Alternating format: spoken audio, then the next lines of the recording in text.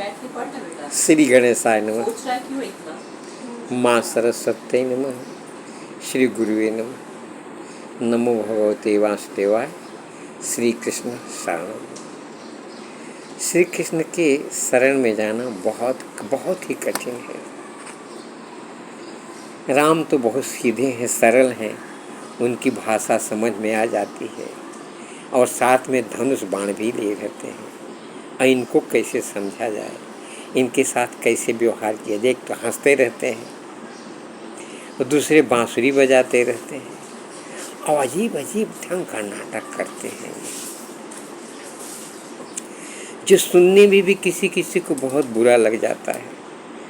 बोलते हैं, देखिए, कृष्ण ने तो गोपियों के वस्त्र चुरा लिए। गोपियां नग्न अवस्था में यमुना जी में स्नान कर रही थी, तो क्या यही धर्म होता है?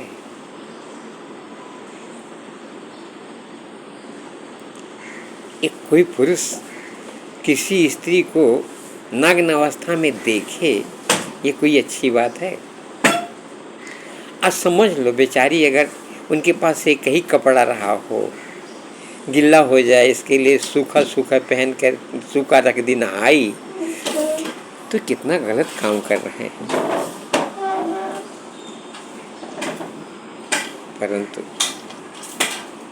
उनकी लीला, वो कहते हैं कि रास लीला कब होती है, इसको समझने के लिए देखना पड़ता है।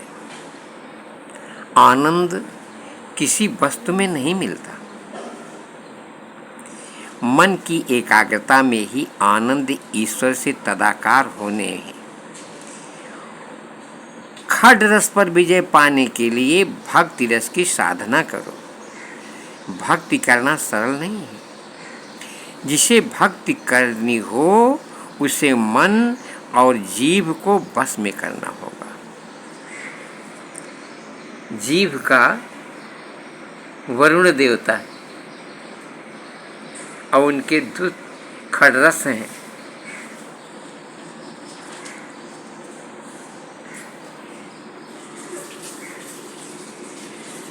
तो महाप्रभु जी सुबोधिनी में कहे हैं कि ठाकुर जी की सेवा से अनुराग करो और शरीर भोग के प्रति विराग। जीव को नहीं, जीव को समझना है। मनुष्य का बहुत सा समय इस जीव के लालन पालन में बीत जाता है। काल निकट आ रहा है, उसका भी तो विचार करो। अब चीर हरण और रासलीला आ रही है। गोपियों के दो भेद हैं, एक नित्य सिद्धा और साधन सिद्धा। साधन सिद्धा गोपी की कई भेद हैं। श्रुत रूपा, ऋषि रूपा, संकीर्ण रूपा, अन्य पूर्वा, अनन्य पूर्वा आदि। तो जो श्रुतियां ईश्वर का वर्णन कर रही हैं, वो वर्णन करते करते थक गई, परंतु भगवान का दर्शन नहीं हुआ। और ऋषियों को भी भगवान का दर्शन नहीं हुआ। तब उनको गोपी बन करके वृंदावन में आना पड़ा। अब यहाँ सारी चीजें तो भूल जाए। देखिए, ये पर्व पितृपक्ष का चल रहा है। पितरों का आगमन हुआ और आज आखिरी दिन है, कल ये चले जाएंगे। इनके सामने आज मैं श्रीमद् भागवत रहस्य को देख रहा हूँ।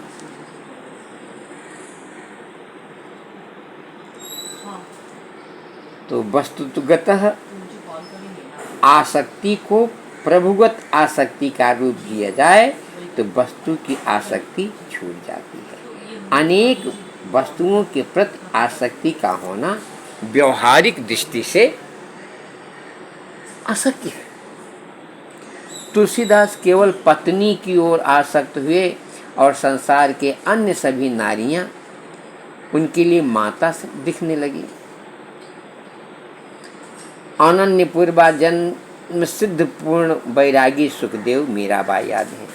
किसने कहा? नग्नावस्था में स्नान करके तुमने जल के साथ अपराध किया, अब हाथ जोड़ करके बाहर आओ। भगवान कहते हैं शरीर को ढकने के लिए वस्त्र ढक देता है और आत्मा को ढकने के लिए वासना। जब तक हमको किसी चीज, जैसे स्त्रियों को एक अहंकार था, ये कहते हैं